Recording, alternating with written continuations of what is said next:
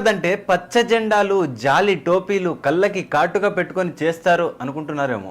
Clean save, మంచి hair style, మంచి బట్టలు, బైక్తో అత్యంత ప్రియమైన మాటతో ప్రారంభమవుతుంది.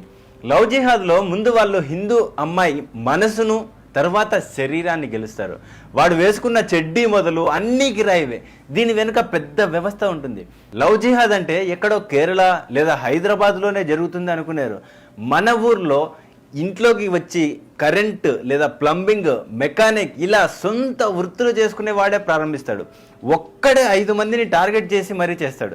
ముస్లిం యువకులే లవ్ జిహాద్ చేస్తారు అనుకోకండి. 70 ఏళ్ళ వృద్ధుడు కూడా 10 ఏళ్ల హిందూ మహిళ నుంచి మొదలు 70 ఏళ్ల స్త్రీ దాకా ఎవ్వరిని వదలరు. డ్రైవర్లుగా ఇంట్లో చేరి తల్లిని, బిడ్డని ఒకరికి తెలియకుండా ఒకరిని లొంగ తీసుకున్న సంఘటన ఇందూరు, నిజామాబాద్లో ఉంది. ఇలా కొన్ని వందల లవ్ జిహాద్ కేసుల్లో విచారిస్తే వాడు డ్రైవర్ గానో లేక ఇంట్లో వాచ్మెన్ గానో ఆ ఇంట్లోకి చేరిన వాడే అని తెలుస్తుంది. ఆటో డ్రైవర్లు చేసిన లవ్ జిహాద్ కేసులకైతే అస్సలు లెక్కే లేదు. పండ్లు అమ్మేవాడు నలుగురిని ట్రాప్ చేశాడంటే నమ్ముతారా? అది కూడా ఇందూరులోనే జరిగింది. నేను ఇన్నిసార్లు ఇందూరు అని ఎందుకు చెప్తున్నానంటే, అక్కడ జరిగే ఈ లవ్ జిహాద్ కార్యక్రమాలు ఎలా ఉన్నాయంటే, లవ్ జిహాద్ చేసే ముస్లిం యువకులకి ఉచితంగా బట్టలు, బైకులు, లాడ్జిలో రూము, 5 స్టార్ భోజనం, ప్యాకెట్ మనీ ఉచితంగా ఇచ్చే దాతలు వందలాది మంది ఉన్నారంటే మీరు నమ్ముతారా? హిందూ అమ్మాయిని హోటల్కి తీసుకువస్తే మొత్తం ఫ్రీ, సినిమాకి తీసుకెళ్తే టికెట్స్ ఫ్రీ, షాపింగ్కి తీసుకొస్తే బట్టలు ఫ్రీ, లాడ్జికి వస్తే రూమ్ ఫ్రీ, వేరే రాష్ట్రాలకు విహారయాత్రలకు తీసుకొని పోతే సర్వం ఫ్రీ. ఇదంతా కేరళలోనో కాదు, ఇందూరులోనే దాదాపు అన్ని జిమ్ సెంటర్లో ట్రైనర్ వాడే. కుమార్ గల్లీలో మన హిందూ స్త్రీలకు చేతికి మెహందీ పెట్టేది వాడే. కొన్ని వందల గ్రామాల్లో ఈ రోజుకి మన మహిళలకు గాజులు తొడిగేది వాడే. హోటళ్ళు, జొమాటోలు, క్యాబ్లు, ఆటో డ్రైవర్లు ఇలా ఒక్కటేమిటే, మన నిత్య జీవితంలో సగానికి పైగా పనులను మనమే వాళ్లకు మార్గం సుగమం చేశాం. మన ఇంట్లో ఆడవాళ్ళని వాడికి అప్పనంగా అప్పచెప్పేశాం. ఈ తప్పు ఎవరిది? మనది కాదా? ఇంకా ఈ మధ్య దారుణం ఏంటంటే, మన హిందూ ఇళ్లలో ఫంక్షన్లు, పెళ్లిళ్ళు అయితే మన ఆడవాళ్లకు చీరలు కట్టేది వాడే, వాళ్ళని మేకప్ తయారు చేసేది వాడే. ఈ పనులు చేయడం కోసం మనమే వాళ్ళని బుక్ చేసుకుంటున్నాం. మన ఇంట్లో స్త్రీలను వాడికి బుక్ చేసి ఇస్తున్నాం. నగరాల్లో అయితే మన హిందూ మహిళలకు మత్తును అలవాటు చేసేది వాళ్ళే, చివరికి మత్తుకు బానిసలుగా మార్చేది వాళ్ళే, మత్తులో మదించేది వాళ్ళే. డేటింగ్ యాప్స్, ఫ్రెండ్షిప్ యాప్స్ పేరుతో ఇన్స్టాగ్రామ్ ఇలా మొత్తం సోషల్ మీడియాలో హిందూ అమ్మాయిలు, మహిళలే టార్గెట్గా పెద్ద ఉద్యమం నడుస్తూ ఉంది. అఫ్తాబ్ చేతిలో హతమై ఫ్రిడ్జ్లో 32 ముక్కలైన శ్రద్ధతో సహా లక్షలాది మంది హిందూ మహిళలు ఈ యాప్స్ ద్వారానే లవ్ జిహాద్ వలలో పడుతున్నారు. అఫ్తాబ్ ఒక్కడికే శ్రద్ధ కాకుండా మరో 23 మంది హిందూ మహిళలతో డేటింగ్ యాప్స్ ద్వారా సంబంధం ఉంది అనేది పోలీసులు వెల్లడించిన వాస్తవం. ఈ యాప్స్ రోజులో కోట్ల మంది హిందూ మహిళలు ఉన్నారంటే మీరు నమ్ముతారా? ముఖ్యంగా బతుకు తెరువు కోసం గల్ఫ్ వెళ్ళిన వారి భార్యలు, కూతుర్లు, ఒంటరి మహిళలు వీళ్ళ టార్గెట్లో ముందుంటారు. సాఫ్ట్వేర్ కంపెనీల్లో అందంగా కనిపిస్తూ లక్షల మంది హిందూ అమ్మాయిలను చెరిచేశారు. లవ్ జిహాద్కి కారెవరు? అనర్హం.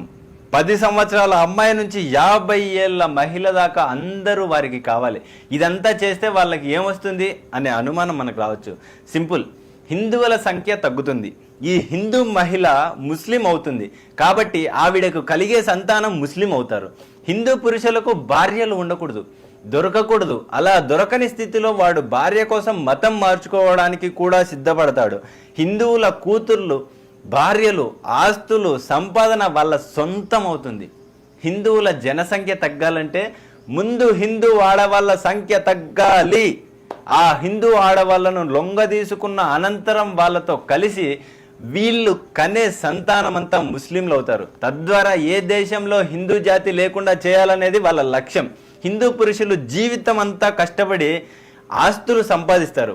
వాడు కేవలం మన ఇంట్లో పిల్లను చేసుకొని ఈ ఆస్తిని అప్పనంగా అనుభవిస్తాడు. చివరికి నిన్నే తన్ని తరిమేస్తాడు. ఇది నిజం, ఇదే నిజం. ఇప్పటికైనా తెలుసుకోండి. చదువు కోసం గ్రామాల నుంచి నగరాల్లో, హాస్టళ్లలో ఉంటున్న అమ్మాయిలు, తండ్రి లేని అమ్మాయిలు, నలుగురు కలిసి రూమ్ తీసుకొని ఉంటున్న అమ్మాయిలు, చిన్న చిన్న సమస్యల్లో ఉన్న మహిళలు, ఇలా ఒక్కటి కాదు అన్ని కోణాల్లో వాళ్ళ నెట్వర్క్ ఉంటుంది కూడా. దీన్ని ఆషామాషిగా తీసి పారేస్తే రేపు నీ కొంప కొల్లేరవుతుంది. నిద్రపోతున్న హిందువులారా లేచి సావండి, లేకపోతే ఇది నిజంగా చావే. దిక్కు అంబానీ కూతురు భార్య దగ్గర నుంచి అడుక్కు తినేవాడి కూతురు భార్య దాకా అందరూ వాళ్ళ టార్గెట్లే. ఎవడి స్థాయిలో వాడు ప్రయత్నించి పడేస్తాడు. నువ్వు జీవితం అంతా నానా తప్పులు చేసి సంపాదించినదంతా ఒక్క రాత్రిలో నీ కూతురే వాడికి దోచిపెట్టేస్తుంది. ఈ బాధ భరించలేక నీ గుండె ఆగిపోతుంది. అప్పుడు నీ కథ సుఖాంతం అవుతుంది. కేవలం హిందూ మహిళలే వీళ్ళ టార్గెటా? కాదు, హిందువులు మొదటి ప్రియారిటీ. క్రైస్తవులు, నాస్తికులు, సిక్కులు, జైనులు, పార్సీలు, ఒక్కరేమిటి ముస్లింలు కానీ వారందరూ వాళ్ళ టార్గెట్లే. కాబట్టి మన ఇళ్లలో ఆడవాళ్లకు ఈ కుట్రను అర్థం చేయించండి. అర్థం కాకపోతే ది కేరళ స్టోరీ సినిమా చూపించండి. ఇది ఈరోజే ఇప్పుడే చేయాల్సిన పని. లేకపోతే ఇక అంతే. ఓ హిందూ మేలుకో. నీ తల్లి నుంచి మొదలు పెట్టి నీ తోబుట్టువులు, కూతురు, బంధువులు అందరికీ లవ్ జిహాద్ గురించి చెప్పు, అర్థం చేయించు. అర్థం కాకపోతే ది కేరళ స్టోరీ సినిమా చూపించు. నీ కుటుంబాన్ని నువ్వే కాపాడుకో. లేకపోతే ఫ్రిడ్జ్లోనో సూట్ కేసులోనో రేపటి రోజు చూడాల్సి వస్తుంది నీ కూతురును, నీ భార్యను.